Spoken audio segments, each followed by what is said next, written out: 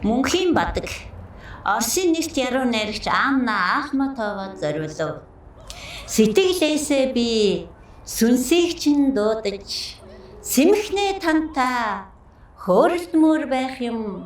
Амьд хүмүүсийн дунд ганцаардаж яваага анзаархал бүрийдээ хэрд хийх юм.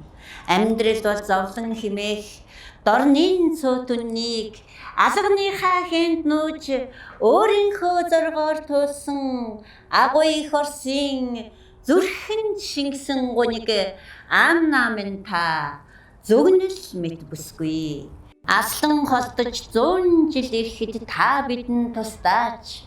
Араас нэхэж 100 жил ирэхэд та бидэнд цугтаа.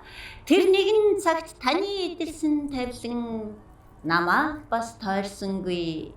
Тэр сүд бодонгүй амьдрал одоо ч үргэлжилсэн хിവэрэ.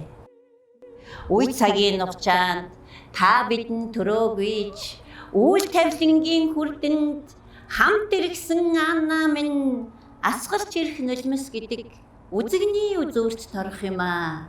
Алдраа ганцхан үр гэдгэл үүлийн хүндийг хөнгөлөх юм аа.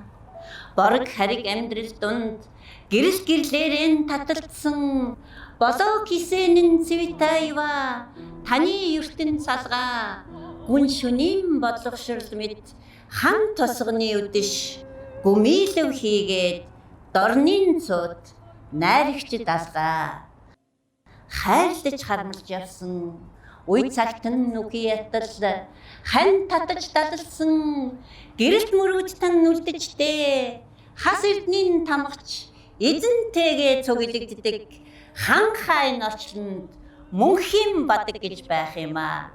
Амьдрал бол зовлон химээх дорнын цөтүннийг алганыхаа хэнд нүүж өөрийнхөө зоргоор туулсан агуу их Оросын зүрхэн шингэсэн гуниг Анна минь та зөгнөл мэт бүсгүй.